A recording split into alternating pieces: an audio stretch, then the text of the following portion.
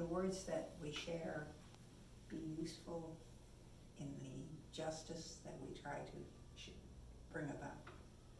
Blessed be. In his volume, Return to the Sacred, Jonathan Ellerby tells us that life is precious. All life is precious. It's astonishing when we acknowledge the miracle of its diversity, tenacity, complexity, and beauty. Life is blissful and horrifying. There are those who waste it, those who destroy it, and those who fight for their portion of it. And there are those who honor it, celebrate it, and share it. In this moment, existence itself is the one undeniable thing that all people and creatures, all forces of nature, have in common. Ellerby goes on to say that everything that exists right now coexists with you. This existence can be analyzed and explained in a million ways, but regardless of the story you accept about the great existence, you have a choice. What will you do with this extraordinary gift of life and consciousness that you have?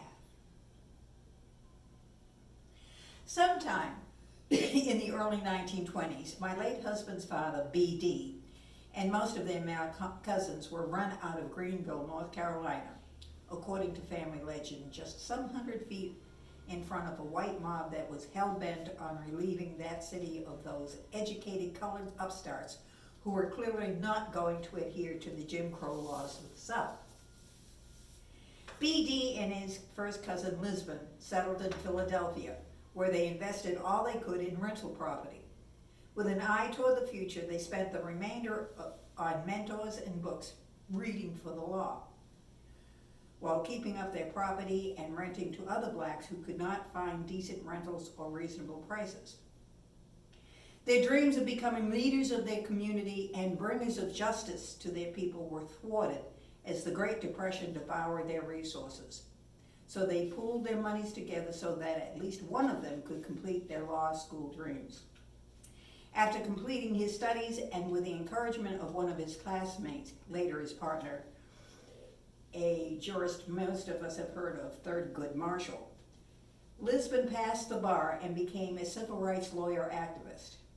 Joining with Marshall, he developed the original briefs presented in court as part of the Brown versus Board of Education trials. This was, of course, supposed to bring about an even educational playing field for all Americans. Of course, it was years before laws passed on this case that were actually supposed to enforce these decisions. Some would argue that between white flight, charter schools, and the return to neighborhood schools, these laws still lack vitality. Schools today are almost as segregated as our churches are on Sunday mornings. And about the same time that Lisbon and B.D. left North Carolina, my father, Harry Baker, left Louisville, Kentucky to attend Hampton University in Virginia.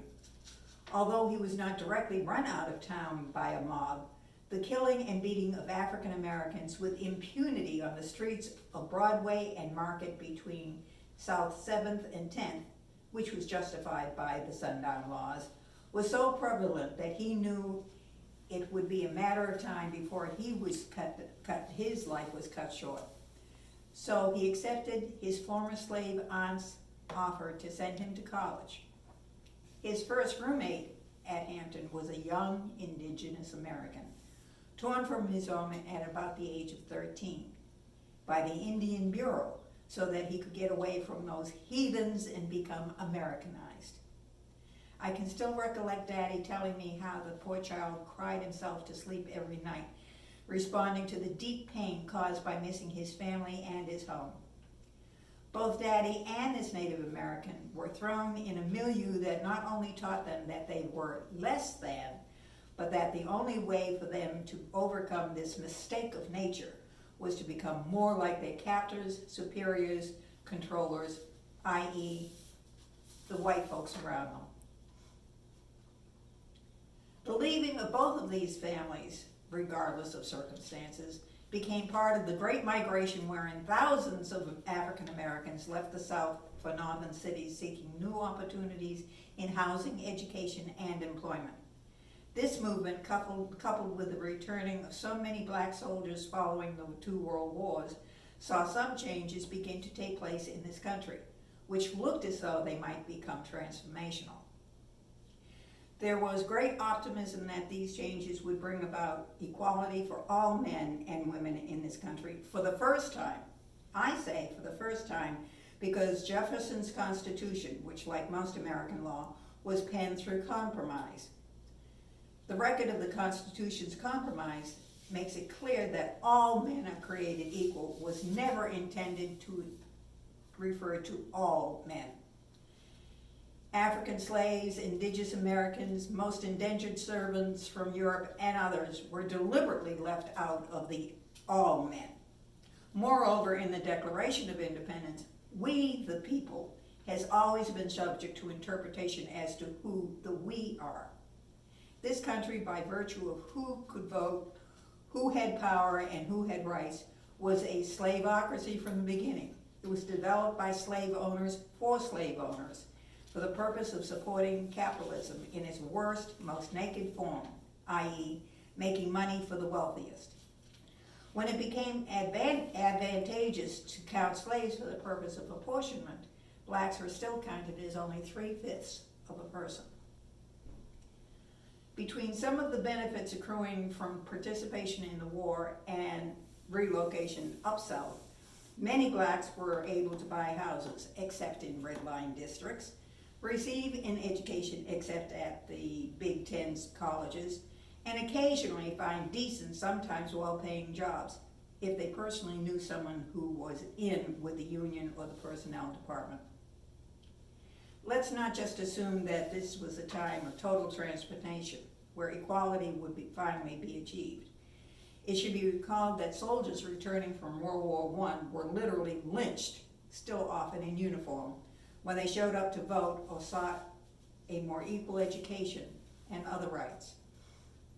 When incidents occurred like the rioting by white citizens in Oklahoma during the Black Wall Street Massacre, these incidents were referred to as times of turmoil, with no perpetrators prosecuted. However, if blacks demonstrated, the police would come in and declare a riot and take in as many people as possible. It is well documented that much of the animosity between the police and blacks stemmed from the primary recruitment source for the police. Significant numbers of these policemen were former slave patrollers who had the notion that black women were here for the patrollers' personal use, sexually and otherwise, and that black men needed to know their place. In more modern times, even as the culture was already ingrained, significant numbers of police are recruited from among military, primarily entry-level military recruits, who are indoctrinated to believe that whoever is not in your squad is an enemy, or that, at the very least, is someone who is not to be trusted, or your life may be in danger. They learn this long before they arrive at the police academy for training. These attitudes of the men in blue became more entrenched and acceptable as two horrific regulations were actually added to the code.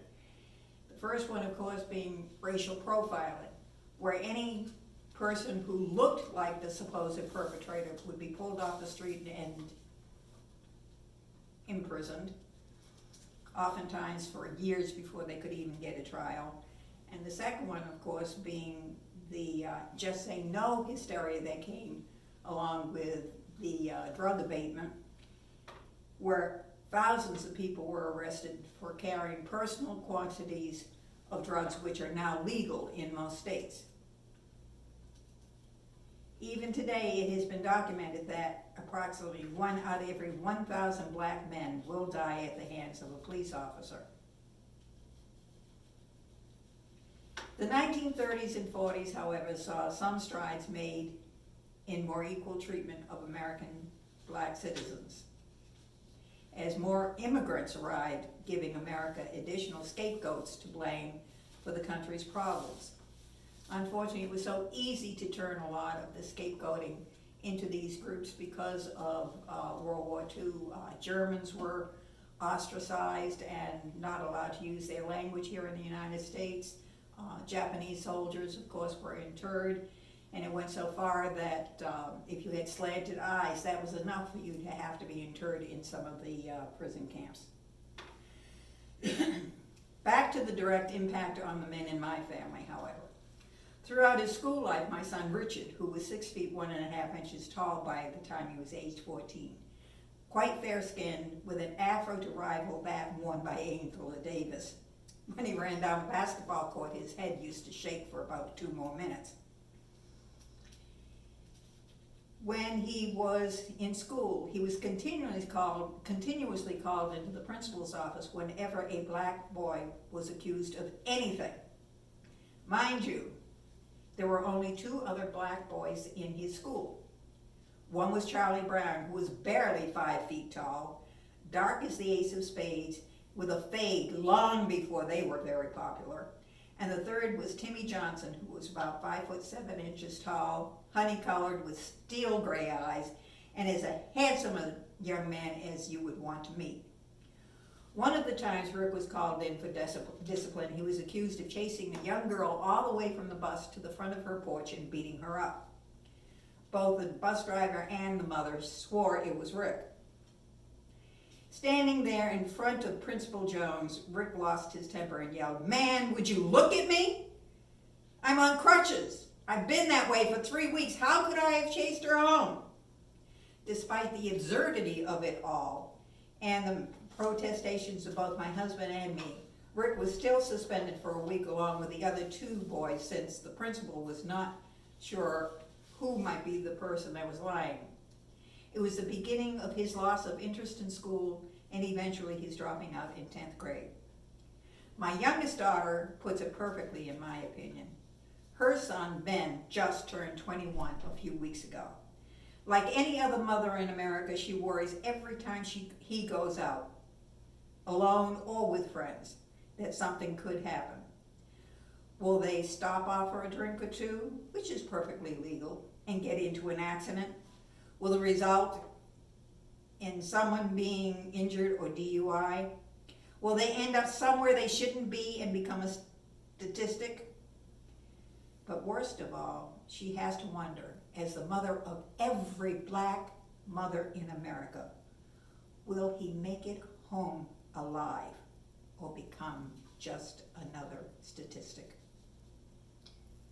How is this different than BD and Lisbon's mothers under the rule of Jim Crow? How is it different than it was for Ms. Mary whenever my daddy went out after dark, even if he was just walking home from the store or from work? How is it different from my concerns when the teachers and school administrators who were supposed to be looking out for Rick's best interest were the very ones who tormented him and drove him away from what might have been his future? I have shared these stories of my friends, my family, with you to give you a sense of what black families, even middle-class, highly educated, close-knit ones, who have stayed, obeyed the rules, and played the game that has been put before us for generations in an attempt to gain our rightful place in this country or society, that we literally built with our own hands and sweat of our brows, 1 brick at a time, have been dealing with our lives in America for generations, which has brought us to the turmoil that we find ourselves in today. To try to blame the turmoil on either Black Lives Matter or Antifa is ridiculous. All lives matter is a useless statement. Of course all lives matter. However, the ones that have been used as if they did not matter are black lives. And unless and until we as a nation begin to wrestle with that concept, nothing will change. I've heard it said recently that most of the resistance to change by white folks comes from the fact that they feel they'll have to give up something for change to take place.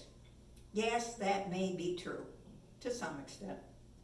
But if you won't even look at what you have to lose or gain, how can you assess the options? Antifa. Have you taken the time to look up what that word means? It means anti or against fascism. Isn't that what we fought for in World War II? Because we did not want fascism, or the antithesis of democracy, to take over the world. So what makes the difference now? The fact that people of color, although they fought as regulars in World War II, who were not often allowed to be the first people to enter a newly conquered city such as Berlin, so that the white soldiers could get the credit for winning the territory. As I hope I have made clear, undoing racism is not a job for black people or others of color. We have marched, we have fought, we have conceded, adjusted, assimilated, and died for justice in this country for the 300 years that we have been here, brought against our will. Sharon Welch's 1989 volume, A Feminist Ethic of Risk, describes a sense often felt by well-meaning middle-class people who try to combat what she calls wicked problems, also known as systemic problems, only to face frustration when it becomes apparent that the track is much bigger than anticipated and seemingly impossible to eradicate. She refers to this sense of frustration and tendency to give up after a while as cultural despair. Welch goes on to cite several examples in black women's literature that provide a model to avoid this tendency by accepting the notion that each of us can do but so much, but accepting our own responsibility to do that much over time will take us one step forward so that the wicked problems can gradually be conquered. I am so proud of the young people here in Nashville who organized and carried out the demonstration recently, which lasted for a full day without turmoil. In other cities, there have been officers that have put down their shields so that demonstrators could pass by. Some officers have joined marchers, some have prayed with the marchers. As UUs, we believe in the invisible web that bounds us one to another. Let's all work together to bring our light into the world and help that web become so strong that it is too hard to ignore or to resist. Truly, as Ellerby says, we coexist with everything that exists today, even the rioting. What choice will you make? To stand on the side of justice and break down those walls of just us? Through peaceful demonstration and negotiation while denouncing those detractors who want to loot and destroy? Will you let the voice of reason that exists inside of you and is so much of that quiet web of existence that binds us together as we move forward to become the great country that we say we are for the first time? Will we choose to accept that we are on the brink of a transformational time, one that can move us forward to break through so many of our wicked problems, or will you choose to fall into cultural despair and give up because the work is too hard and we are tired and frustrated? Love is the passion of this church, and service is its law. Go forth in the spirit of holy restlessness to love and serve our neighbors until we are the society we say we want to be, not dreamers of the day when this will happen at the hands of someone else. Blessed.